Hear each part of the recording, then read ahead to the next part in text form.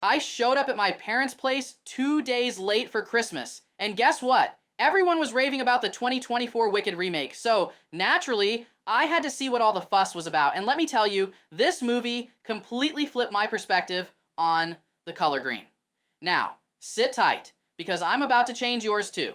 So, you know how it's always the green ones that get the short end of the broomstick? Take Shrek, just trying to live his life but stuck with the monster label, even when he's just looking for some peace and quiet in his swamp. The Grinch? Yeah, green and immediately treated as the villain, even though he's just lonely and looking for some attention. May I have your attention, please? And of course, Elphaba, stuck with the Wicked label just because of her green skin, even though she's literally just trying to do the right thing. Take it away! I mean, it's almost like society just looked at green and thought, yep, that's the color for trouble. What? What are you staring at? Color theory's got a lot to say about this. Green's supposedly linked to imbalance, envy, or danger. Oh, and let's not forget that in some cultures it means something unnatural, even though it's the color of nature. Nature is unnatural. I don't know what to say, but Elphaba, she never asked for any of this. All she wanted was some basic decency, but instead, she got stuck with the Wicked label. They looked at her, saw the green skin, and bam, instant villain, even though she was only trying to figure herself out. She wasn't even aware of her powers until she accidentally hurt her sister. Stop! Let her go! Which was totally unintentional, but got labeled as wicked before she could even get the chance to explain herself.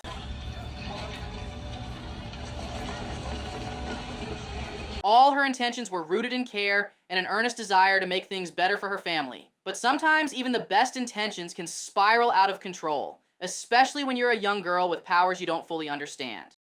When my mother was carrying Nessa, my father began to worry that she might come out green.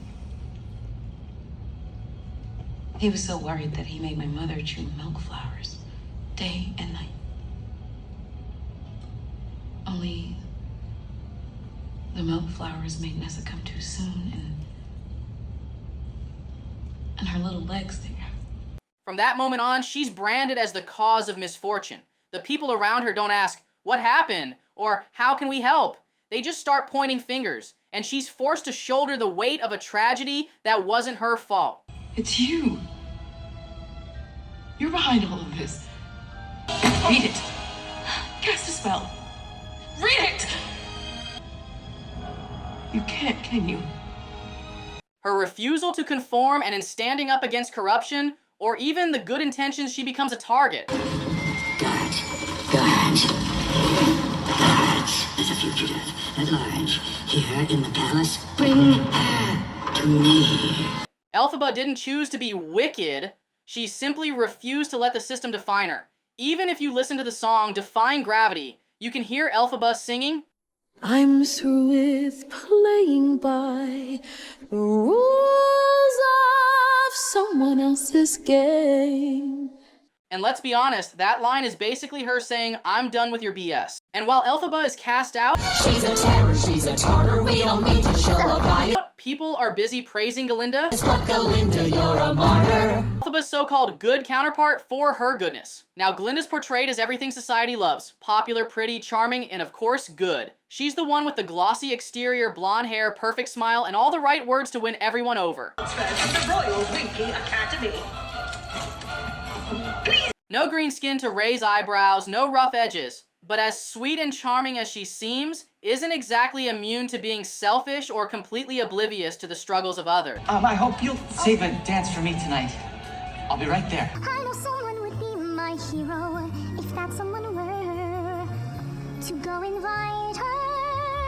I would do anything for you. She's got her own flaws that people conveniently overlook just because of her outer perfection. It's good to see me, isn't it? I mean, people love her because she knows how to play the game. Time. Missy already. Popsicle board the boat. They are gonna miss me so much. Sure, Glinda, you're such a good goody shoe. If you have watched the movie, didn't it make you think that instead of offering any real help, Glinda makes fun of Elphaba when she first meets her? She even refuses to share the same space with her. I did not eat grass as a child, and yes, I've always been green. I know you are thinking, but she later offers to be friends with her. Well, about that, don't you think it was just a pity gesture instead of being genuine care? And no, she does this not out of any real malice, but because she wants to fit in with the popular crowd, act the caring one. I don't know what you mean. I love helping others. Basically, she was more concerned with appearing nice than actually connecting with her. Even if you listen to her first song. You're gonna be popular. I'll teach you the proper ploys when you talk to boys. The ways to flirt and flounce. These lyrics are a perfect example of how Glinda is focused on the surface level of things. She sings about helping people like Elphaba, teaching them how to look and act the part. Underneath all the sparkle and glam, Glinda's identity is built on the idea that appearance is everything. She's blonde, white, dressed in pastel pink, playing into every stereotype society loves. And it works. Society's all about that all-American charm, so of course, Glinda fits right in. I'll help you be popular. You'll hang with the right cohorts. You'll be good at sports. She doesn't care about whether Elphaba's a good person, just that she's marketable. Oh, and let's not forget, 90% of the song is just her insulting Elphaba. Glinda thrives by playing the system, reaping the rewards of being seen as good, while Elphaba is unfairly labeled wicked for trying to do what's right. Glinda gets the applause, not for her actions, but for fitting in, while Elphaba is punished for standing out and being genuine. She even wears the crown, the literal symbol of being on top. Just because she's playing by the rules, everyone expects her to follow. Meanwhile, Elphaba's actually standing up for what's right, but all she gets for her trouble is a label that sticks to her like bad glue. Glinda is a cheap knockoff. Pretty on the outside, but hollow on the inside. She's all about the applause, but when it comes to doing what's right, she's nowhere to be found. And throughout the movie, people are saying she has a change of heart. Don't be dumb. Duh. Glinda's transformation from Elphaba's best friend to a self-serving good witch is all about self-preservation. I'm changing my name.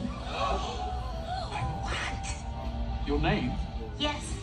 I will henceforth be known no longer as Glinda, but simply Glinda. She changes her name not out of kindness, but to get attention from a crush, claiming it's to sound more fashionable, because apparently that's what really matters. It's all about fitting in, not making a real difference. She encourages Elphaba to be quiet during the lion experiment, clearly influenced by the people around her, not caring about what's right. Let me just say you're sorry. As pressure mounts, Glinda distances herself from Elphaba, choosing the safety of the status quo over confronting the system. By staying silent, she becomes complicit in the wizard's regime and the bias against Elphaba, benefiting from the system that crushes her friend. Glinda's story is a reminder that silence in the face of injustice is still a choice. But that's how things are in the Land of Oz, a place where public image is king and reality is whatever the majority decides to ignore. This is a world of witches, flying broomsticks, and literal talking animals. Yet somehow, a girl with green skin is society's biggest scandal. Seriously, they're cool with magic monkeys, but can't handle someone who's just rocking an unconventional skin tone. Priorities, right? In a world like Oz, that makes her the perfect scapegoat, who everyone else can point fingers at to feel a little better about their own flaws. She's basically Oz's version of the Duff. But who's the mastermind here? The wizard, Oz's PR mastermind. He's all about the smoke and mirrors, literally, and his entire shtick is about keeping his hands clean while shifting blame elsewhere. He's in pain. Quick, how do I reverse it? Reverse? How do I reverse it? Just when Elphaba discovers the wizard's so-called magic is just cheap tricks and machinery. Beat it. Cast a spell. You can't, can you? Instead of owning up to it, he doubles down, painting her as the problem. Classic deflection, it's not my corruption, it's her defiance. Wait a minute. She may not be ready. Casted a spell. With the Grimmery? This guy doesn't just manipulate people, he's a master at it. Take how he tricks Elphaba into using the Grimmery.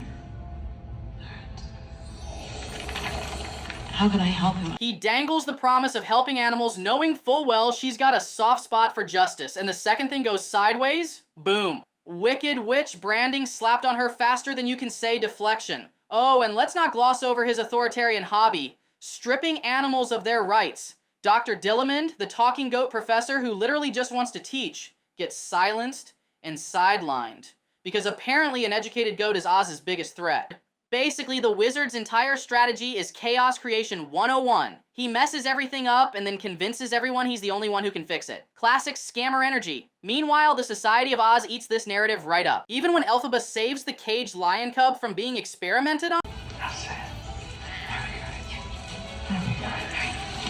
it's an act of genuine compassion. But does she get recognition? Nope. Instead, it's twisted into another reason she's dangerous. The lesson here? Do something good in Oz, and they'll find a way to make it your fault. Is it true you were her friend? Yes. I mean, I did know her.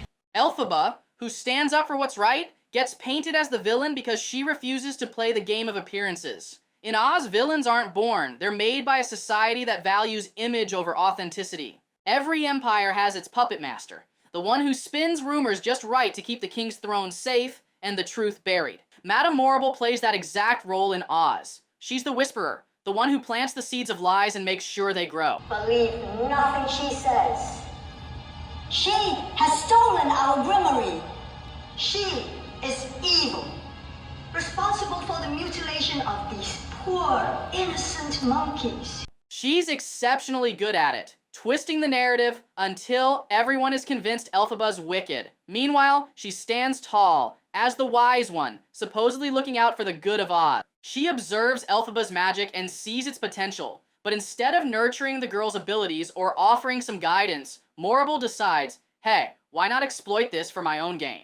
After all, why bother mentoring when you can take the credit and make sure everyone knows who's really pulling the strings? Maybe we all need to stop pointing fingers and start asking, who's writing the story? This isn't just about Oz, it's about our world too. Who decides who's the hero and who's the villain? Sometimes, the real villains aren't the ones being called out, but the ones in power, spinning the story to stay in control. Well, Wicked isn't just some witchy story, it's kind of like real life. Just like in Oz, the big shots at the top are out here spinning stories to make themselves look good.